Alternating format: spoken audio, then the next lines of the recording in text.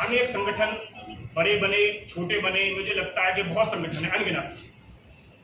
हर ब्राह्मण चाहता है कि उनको हाशिए पे ना रखा जाए, लेकिन ब्राह्मण वो शख्स है जो कि छोटे से प्यारे मीठे बोल से ही झुक जाता है। मैं उन लोगों से कहना चाहता हूं कि मीठे बोलों पर ना आए, उनका नकाब हटाकर उनका पर्दाफाश करें और एकजुट हो जाएं और एक मुक्त होकर एक सवाल आता है, आप ब्राह्मण जो बता तो करो उनको कहाँ कष्ट हो रहा है? अच्छा, कोई समाज देखिए, क्या उनको ये चीज चुनाव के समय याद आई? उनको 10 साल निकल गए, उनको 10 साल में ये चीज याद नहीं आई। ये एक प्रकार का मनगढ़ंत एक षड्यंत्र है जो कि आपस में बिखराव करना चाहता है, और ऐसा बिखराव हम नहीं होने देंगे। एक ब्राह्मण कुल में जन्म होने के बाद मैं परशुराम वंशज, मैं संकल्प लेता हूं कि यदि कोई भी ब्राह्मण हो या किसी अन्य बिरादरी का हो, यदि इस तरह की कोई भी दुराचारी के साथ इस तरह का गलत प्रचार करेगा, गलत संगति करेगा, तो उसके लिए नरेंद्र शर्मा दिन और रात सामने खड़ा हुआ है, चाहे सुख हो या दुख। ब्राह्मण समाज किसके पक्ष में मतदान करेगा? मुफ्त एक किसी के एक इसके नाम बता दो। नाम के लिए संगठित होना पड़ेगा। सब लोग संगठित हो रहे हैं, आपस में मीटिंगें चल रही हैं, अभी समय है। या फिर कहीं अन्य हो नाम तो अभी बीजेपी ने अपनी सीट सतीश गौतम जी को दी है, सपा और कांग्रेस ने भी सीट दी है, बसपा की सीट अभी आनी बाकी है, हो सकता है और भी लोग आए। यह अभी समय नहीं है कि किसको समर्थन देगा, किसको समर्थन नहीं देगा। बात आज की कॉन्फ्रेंस का सिर्फ ये था कि प्रमोद गौड़ जी ने जिस तरह से 6 मार्च को आपस में विघटन करने के लिए जयचंद का काम किया है, उसका पर्दाफाश हुआ। सतीश गौतम के पक्ष में आह्वान कर रहे हैं, कोई करो ना। सतीश गौतम जी के पक्ष में वोट देने के लिए आह्वान मेरा नहीं है और न ही इसके लिए मेरी कोई प्रेस कॉन्फ्रेंस है। तो आगे आपस में विचार विमर्श करेगा, मंत्रणा होगी, उसके बाद ही इस पर निर्णय लिया जाएगा कि किसके समाज में, ब्राह्मण समाज में खास तौर से गलत मानसिकता के चलते इस तरह की चीजें बनाई जिससे कि समाज का ध्रुवीकरण हो सके। समाज ने इनको पहचान लिया और 2022 में भी इनको वही ऐसा रिजल्ट दिया कि इनकी जमानत जब्त हो गई। आज पुनः ये वही गलत मानसिकता के चलते, वही भेदभाव को आगे बढ़ाते हुए जयचंद का काम करने के लिए अलीगढ़ लोकसभा के चुनाव से पहले अपना रंग दिखाने के लिए मैदान में आ रहे हैं। और इन्होंने चुनौती दी है कि ये निर्दलीय चुनाव लड़ेंगे और उद्देश्य होगा सिर्फ और सिर्फ ब्राह्मणों का अहित, सर्व समाज के बीच में द्वेष भावना। इसके चलते मैंने सभी भाइयों से, अपने ब्राह्मण भाइयों को और अन्य समाज के भाइयों से बस एक ही अनुरोध करना चाहता हूं, ऐसे जयचंदों को इस बार खदेड़ना है जिससे कि यह जयचंद दोबारा हमारे समाज में ना पनप पाए। इसके साथ साथ मौजूदा राजनीति में भी ऐसे लोग बैठे हुए हैं जो कि राजनीति को अपना घर की सरकार समझ रहे हैं।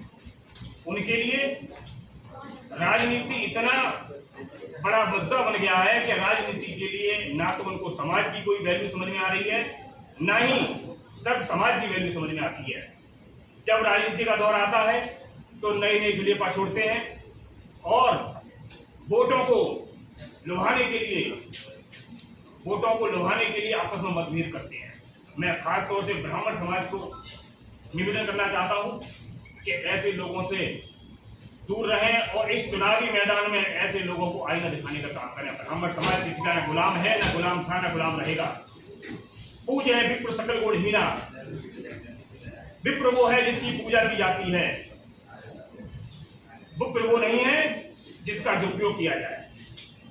ऐसे चुनावी मौसम में ऐसे लोगों को आईना दिखाना है। कुछ लोग आज चुनाव में ऐसे बैठे हुए हैं जिन लोगों का ये कहना है कि विप्र के घर जाके उनके चरण छूइए, ब्राह्मणों की चरण छू के वोट मांगिए। क्यों चुनाव के दौरान ही उनको याद आ रही है ब्राह्मणों की?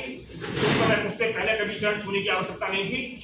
मैं ब्राह्मणों के साथ साथ सब समाज से एक ही आह्वान करना चाहता हूं कि इस 2024 के लोकसभा चुनाव में ऐसे लोगों को आईना दिखाएं और एक मुक्त होकर ऐसे लोग को, ऐसे कैंडिडेट को अपना मतदान करें, जिससे कि हमारा देश सशक्त बने, हमारा समाज।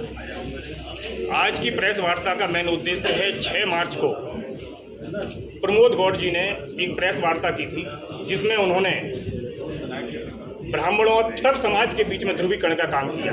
उन्होंने आरोप प्रत्यारोप का किया। सिर्फ और सिर्फ उनका मेन उद्देश्य था अपना रोटी सेकना, अपनी शोहरत को बढ़ाना, और उन्होंने वही चीज़ दोहराई इस बार जो उन्होंने 2022 में की। 2022 में भी उन्होंने जयचंद का काम किया था। जयचंद बनकर वो 2022 में चुनाव लड़ने आए कुछ चंद टुकड़ों की खातिर, और इस बार भी वही काम करने आए हैं। मैं सब समाज से एक आह्वान करना चाहता हूँ, ऐसे जयचंदों को पहचानें, ऐसे जयचंदों के बहकावे में ना आएं, क्योंकि यह जयचंद सिर्फ और सिर्फ आपस में ध्रुवीकरण करेंगे, हमारे समाज को भटकाएंगे, हमारे समाज को बंटवारा करेंगे, और यह हम नहीं होने देंगे। क्योंकि मैं ब्राह्मण समाज का पुत्र हूँ, परशुराम वंशज हूँ। मैं आप सब भाइयों के माध्यम से एक आह्वान करना चाहता हूँ कि ऐसे लोगों को पहचानें, जिससे कि भविष्य में ये लोग हमारे बीच में, हमारे समाज को और अन्य समाज के बीच में कोई ध्रुवीकरण ना हो सके। प्रेस कॉन्फ्रेंस का उद्देश्य या तो ब्राह्मण समाज को एकत्रित करना था, या फिर प्रमोद गौड़ का पर्दाफाश करना था, या फिर ब्राह्मण समाज का वोट किसी एक व्यक्ति के लिए डलवाने का उद्देश्य। देखिए, प्रमोद गौड़ सबसे मेन इस कॉन्फ्रेंस का उद्देश्य था, इस प्रमोद गौड़ जैसे लोगों का पर्दाफाश होना, क्योंकि यह लोग चंद टुकड़ों की खातिर डमी प्रत्याशी बनकर आपस में ध्रुवीकरण करके अपना ईमान बेच रहे हैं। ऐसे लोगों का पर्दाफाश करना बहुत जरूरी है, जिससे कि समाज में ऐसे लोग आपस में ध्रुवीकरण ना कर सके। पिछले 10 साल से सांसद सतीश गौतम पंडित हैं, और उसके अलावा फिर एक बार 2024 में पार्टी ने भाजपा भरोसा जता के फिर उनको कैंडिडेट बनाया है। तो क्या जो ब्राह्मण समाज का वोट है वो सतीश गौतम की तरफ कहीं ना कहीं जाएगा या क्या रहेगा? देखिए, ब्राह्मण समाज, विप्र समाज बुद्धिजीवी समाज है, और वो जानता है कि 10 साल में उसको क्या मिला। वो जानता है कि मौजूदा सरकार में उसकी क्या वैल्यू है, वो कहाँ खड़ा हुआ, किस हाशिए पर खड़ा हुआ है। इस पर मंत्रणा जारी है, सब लोग आपस में विचार कर रहे हैं, और ब्राह्मण समाज इस बार अलीगढ़ लोकसभा में एकजुट होकर मतदान करेगा, किसी एक के साथ जाएगा। किसके साथ जाएगा? क्या जाएगा किधर?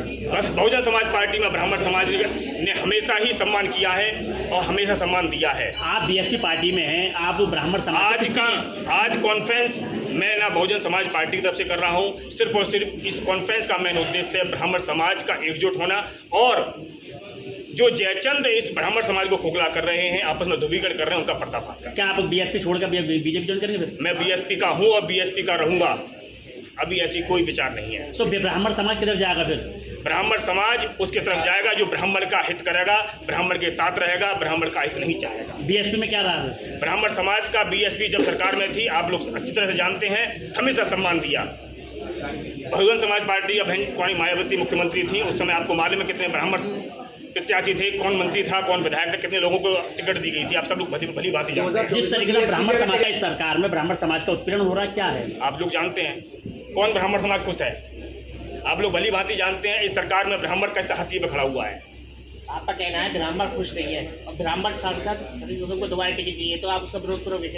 देखिए, जैसा पार्टी हाईकमान आदेश देगी, हमको वैसे आगे बढ़ना है। हमारा मेन उद्देश्य था ऐसे जयचंदों का पर्दाफाश करना। आपका कहना है ब्राह्मण खुश नहीं है इस सरकार में, उसी सरकार के प्रत्याशी लीडर से बनाया गया, क्या आप उसका विरोध करोगे या आप उसके पक्ष में जाओगे? देखिए, हम ब्राह्मण के साथ हैं। ब्राह्मण मंत्रणा करेगा, आपस में एकजुट होकर एक फाइनल सहमति बनाएगा, और जहाँ सहमति बनेगी हम वहाँ जाएंगे।